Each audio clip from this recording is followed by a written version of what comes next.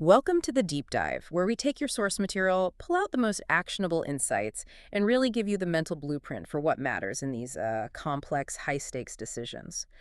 Today's dive is all about friction. The mental and emotional roadblocks that stop really intelligent people, smart businesses, from moving forward. We're asking why good decisions stall, whether you're, looking at a sales pipeline or trying to navigate a real estate deal. So our mission is to surgically unpack the two big cognitive biases that create this inertia, that's analysis paralysis and the endowment effect, and then jump straight into the practical, tactical strategies that are proven to break the gridlock. That's exactly right. We're exploring that costly imbalance where, overthinking or just the fear of loss paralyzes any timely action. Our sources really contrast this hesitation with, well, the need for careful thought. Because while stalling is dangerous, you have to remember the flip side. Acting too quickly. Right, that fatal snap judgment. Yeah. Some people call it the path to becoming extinct by instinct. We're looking for that productive middle ground. Okay, let's start with the most classic trap of all, analysis paralysis, AP. hmm At its heart, it's when your decision-making just becomes completely paralyzed because you're overanalyzing everything.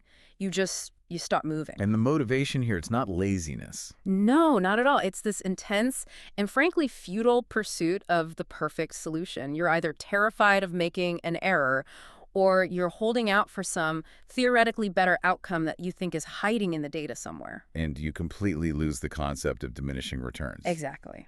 And what's fascinating is that this isn't just, a project management failure. It's deeply tied to psychological distress. Our sources point out AP is often linked directly to things like generalized anxiety disorder and even OCD. So the brain is basically acting defensively. It is. It associates the finality of making a choice with the risk of being wrong forever, so it just chooses inaction. It's an unconscious but very active attempt to preserve all your options. But that overload of options is exactly what causes the overwhelm in the first place. It's such a human flaw that you see warnings about it all through history and literature. Think about Aesop's fable, The Fox and the Cat. Oh, yeah. The fox boasted he knew 100 ways to escape the hounds. The cat only had one simple move. When the hounds showed up, the cat immediately climbed a tree. And the fox. Paralyzed. Too many brilliant options to choose from. He got caught. The moral is just brutal. Better one safe way than 100 on which you cannot reckon. And you see that same psychological inertia in Shakespeare. Hamlet's mortal flaw is thinking too much. His energy, his ability to act, is sicklied o'er with the pale cast of thought. The thought process itself consumes the ability to actually do the thing. Precisely. Which is why Voltaire popularized that old Italian proverb, perfect is the enemy of good. If you strive for this flawless, unattainable thing, you might never complete the task at all. And this isn't just philosophy. It translates directly into these costly, real-world anti-patterns. Like in software development. Right. You see projects stuck in that old waterfall model with these excessively long planning phases. They're just generating huge documents with very little extra value, risking endless revisions. It's bureaucracy. It's fear. Fear of missing some theoretical future edge case. Yes, and that overwhelms the need for functionality today. You can't forget Winston Churchill's message during World War II to those landing craft designers who were arguing over endless tiny changes. He just cut right through it. He did. One line. The maxim, nothing avails but perfection, may be spelt shorter, paralysis. That's the ultimate warning. Okay, so if analysis paralysis is about not being able to let go of options, our next bias is about not being able to let go of things you already own. The endowment effect. Exactly. Yeah. Also known as divestiture aversion. And this is a cornerstone of behavioral economics. The core idea is that people place a disproportionately high value on something they own compared to the value they'd place on that exact same thing if they didn't own it. And it kicks in almost instantly, right? Almost immediately. And the driver is loss aversion. We measure this with two concepts. A person's willingness to accept compensation, their WTA, is usually way higher, often twice as high as their willingness to pay their WTP. Because selling feels like a loss. And our brains weight losses about twice as heavily as they weight equivalent gains. The theory makes sense, but the real-world scale of this is just shocking. Look at the classic mug study. Students who were given a mug wanted about twice as much to sell it as other students were willing to pay for it. But then you raise the emotional stakes, and the bias just explodes. With NCAA Final Four tickets, the hypothetical selling price was a massive 14 times higher than the buying price. The second it's yours, it's gold. And this bias has a powerful, I mean, you could say catastrophic impact on the real estate market. Hmm. It's the reason so many homeowners are reluctant to sell, even when it looks like the perfect financial time. Okay, but hold on. Isn't some of that just common sense? If I bought my house with a 3% interest rate in 2020 and now the rate is 7%, why would I trade that? Is that the endowment effect or is it just good math? That's a great question because the math is a real factor. That's the tangible, rational piece. We call it the rate lock-in effect. Okay. But the bias, the endowment effect, kicks in when the seller overvalues the home beyond that math. It's the emotional premium they add because of that perceived loss. It's not just the mortgage rate. It's the equity they've built up. It's the memories. Selling feels like cutting ties, and the brain registers that as a genuine loss. So when we see a seller who refuses to lower their price, even when the house has been on the market for months, something you see all over Reddit threads and analyst reports, that's the pure endowment effect in action. Precisely. They're showing an inflated willingness to accept. As one commenter put it very bluntly, the person who values the home the most is the person who currently owns the home. By holding that price, they've basically won their own bidding war. Which is crucial for professionals to get. If the seller values avoiding the pain of selling less than they value just keeping the house, they will stay stuck. Your job is to introduce the pain of inaction. So let's pivot. It's fascinating that even after a buyer gets over their own paralysis and finally makes an offer, the seller or the property itself can introduce brand new friction. Oh, absolutely. So where do these deals actually crash?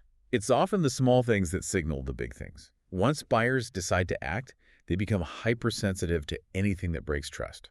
Okay, like what? Let's start with the trust destroyers. Listing inaccuracies and deception. This is the fastest way to kill a deal. We see buyers walk because the acreage was misrepresented. 4 acres turns into 3.1, a huge 25% difference. Wow. Or 4+ rooms that are really just a 3-bedroom with a tiny nook. You get salty about inaccuracies when they always seem to benefit the seller. Then you have the classic red flag. Deferred maintenance and just a lack of cleanliness. A duty house triggers immediate distrust. If you can't be bothered to vacuum, what huge costly problems are you hiding? Yeah, you start wondering about everything. Buyers mention seeing visible mold, wet joists, or just bizarre little signs of neglect. A disconnected dishwasher, a toothpick holding the thermostat together. It signals a lack of attention to the details that really matter. And finally, the unfixable deal breakers, the ones that need a price cut because you just can't change them. Location-based issues. Excessive freeway noise or train horns, especially at night, are huge. And this isn't just an inconvenience. Studies actually link living near highways to real health risks like cardiovascular issues. And what else? Poor cell reception, terrible internet, those are non-negotiable in the modern world. Or even simple things like the address not being recognized by GPS for deliveries. These all force the seller to accept a permanent discount. Okay, so we've laid out the inertia analysis paralysis, endowment effect, and the friction points. Now, the big pivot. How do successful professionals actually counter this?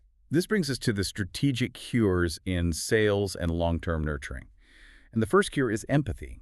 But I want to be clear, this is empathy as a strategic tool, not just a soft skill. I see. So it's about stepping into the customer's shoes to understand the pain point that's causing the paralysis. Exactly. So you can offer a genuinely tailored solution. Which means you have to really invest in active listening and personalization because that customer's journey, especially in real estate, is never a straight line. It's messy, it's emotional, and it unfolds over months. Which brings us to the second cure, persistence. This is maybe the single biggest insight from all the sales literature. Research shows that 80% of sales happen after the 5th contact. 80% after the 5th. Yes. And yet most agents, most professionals, they quit after just 2 attempts. The system fails because the people don't persist. That's staggering. So why do they quit so early when the data is so clear? It's a mix of fear of rejection and, frankly, a lack of a systematic approach. They don't have the systems to automate that persistence. Successful nurturing models need follow-up sequences that run for months, sometimes 50 or more touches over a year, or even longer. And you can't just be saying, buy now 50 times. No, of course not. The focus has to shift from promotion to education. You provide insights, trends, helpful tips. You mimic the slow, emotional pace of the buyer's journey by becoming a resource, not a relentless salesman. And this is where modern tech becomes so important. You're using AI and automation to deliver personalized follow-ups based on what a prospect is actually doing. Right. Are they looking at luxury content or first-time buyer guides? And retargeting is key, using platforms to dynamically show property ads that match their browsing history so you stay top of mind without being aggressive. Which all comes down to communication. If you want to reduce that buyer friction, the communication itself has to be optimized with over 200 billion emails sent every single day. Clarity is paramount. Every piece of that message has to earn its space. Let's get tactical on email then. The subject line is obviously critical. It has to be clear, attention-grabbing, and 50 characters or less for mobile? That's the rule of thumb. And the data shows just personalizing the subject line can boost open rates from around 11% to over 17%. Big difference. Huge. And don't waste that preview text. Treat it like a search engine meta description. Give a taste of what's inside. Never use it for view in browser. And the content itself. Big blocks of text are a killer on mobile. A total killer. 68% of emails are open on mobile, so you have to write for it. Max 3 short sentences per paragraph. Use bold, italics, bullet points to guide the reader's eye. But if there's one single takeaway here, it's focus, right? Every communication needs a singular call to action. This is the explosive part. The evidence is just undeniable. Emails with a single CTA have been shown to increase clicks by 371%. And sales? Sales by 1,617%. That is just an astronomical number. It's a game changer. And it's all by design. The CTA has to be specific, use action verbs, download your copy, schedule your tour, and it has to live above the fold on a distinct button. You confuse the learner, you invite analysis paralysis right back into the process. And finally, you tie it all together with segmentation. You send the right message to the right person. Exactly. Segmented emails, by their life cycle stage, persona, past behavior, they generate a 760% increase in email revenue because they're relevant. That's the ultimate way to reduce frustration. So that really ties our whole deep dive together. We've shown that stalled decisions come from two sort of core human failings that search for unattainable perfection, analysis paralysis. Or the overvaluation of what we already have, the endowment effect. And the successful professional, whether they're in sales, real estate, or management, understands these biases. Yeah. And they counter them not just with logic, but with systems designed for empathetic, persistent, and highly targeted action. You have to simplify the path forward. So, as you reflect on this, consider an area of your own life or your work where you feel stuck in that analysis paralysis. Is the pursuit of perfect actively stopping you from achieving good? And what's that one small, timely action, that one safe way the cat chose that you can take right now to break that inertia? That is the difference between planning and executing. It is absolutely worth mulling over. Thank you for joining us for the deep dive. We'll see you next time.